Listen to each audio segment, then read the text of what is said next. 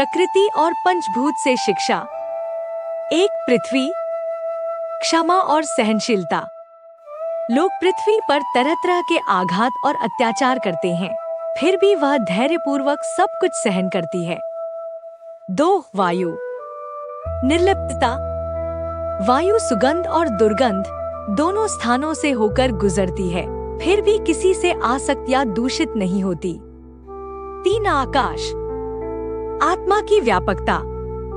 आकाश की तरह आत्मा सर्वव्यापी है और सब जगह रहते हुए भी किसी से जुड़ी नहीं होती, असंग। 4 जल, पवित्रता, स्निग्धता और मधुरता। जल स्वयं स्वच्छ रहकर दूसरों की मैल को दूर करता है। साधु का स्वभाव भी जल की तरह पवित्र होना चाहिए। 5 अग्नि, तेजस्विता और पवित्रता। अग्नि सब कुछ अपने भीतर लेकर उसे शुद्ध कर देती है, पर स्वयं कभी अपवित्र नहीं होती। ग्रह, नक्षत्र और समुद्र से शिक्षा। 6 चंद्रमा, परिवर्तन केवल शरीर का होता है, आत्मा का नहीं। चंद्रमा की कलाएं घटती बढ़ती हैं, पर चंद्रमा स्वयं सदा एक सा रहता है। 7 सूर्य, सूर्य अपनी किरणों से जल को ग्रहण करता है और समय आने पर उसे वर्षा के रूप में लौटा देता है। ज्ञानी पुरुष विषयों को ग्रहण करके भी समय आने पर निर्लिप्त भाव से त्याग देता है। 8 समुद्र, गंभीरता और स्थिरता। वर्षा में नदियों का जल मिलने पर भी समुद्र अपनी मर्यादा नहीं लांघता और न ही सूखे में सूख जाता है। पशु पक्षी और कीट पतंगों से शिक्षा। 9 कबूतर, पारावत। अत्यधिक आसक्ति का परिणाम विनाश होता है। पत्नी और बच्चों को जाल में फंसा देखकर वह स्वयं भी जाल में कूदकर प्राण गंवा देता है। 10 अजगर, संतोष। अजगर भोजन की खोज में इधर उधर नहीं घूमता, जो भाग्य से मिलता है उसी में संतुष्ट रहता है। 11 पतंगा, रूप के आकर्षण से मृत्यु। अग्नि की चमक से मोहित होकर पतंगा उसमें गिरकर मर जाता है। मनुष्य को भी रूपमोह में नहीं पड़ना चाहिए। 12 मधुमक्खी, भ्रमर। संग्रह की शिक्षा। भ्रमर अनेक फूलों से थोड़ा थोड़ा मधु एकत्र करता है। वैसे ही साधु को अलग अलग स्थानों से थोड़ा थोड़ा ज्ञान और भिक्षा ग्रहण करनी चाहिए। 13 मधुहारी, मधु लूटने वाला। संचय न करने की शिक्षा। मधुमक्खी परिश्रम से मधु जमा करती है, पर मधुहारी सब ले जाता है। अधिक धन का संग्रह अंत में दुख देता है। 14 हाथी, कामवासना और स्पर्श सुख से विनाश। हथिनी के स्पर्श के मोह में हाथी गड्ढे में गिरकर बंदी बन जाता है।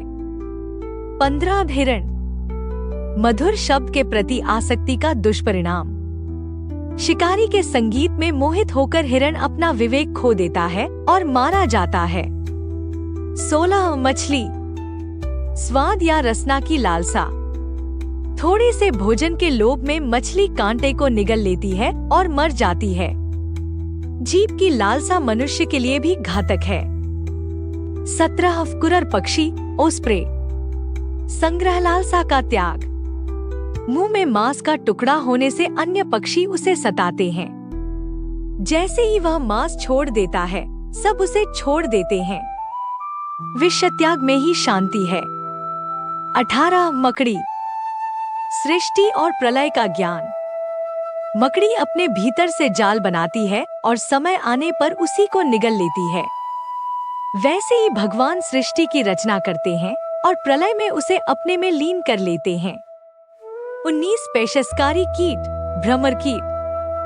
ध्यान की शक्ति, जैसा चिंतन वैसा ही बनना।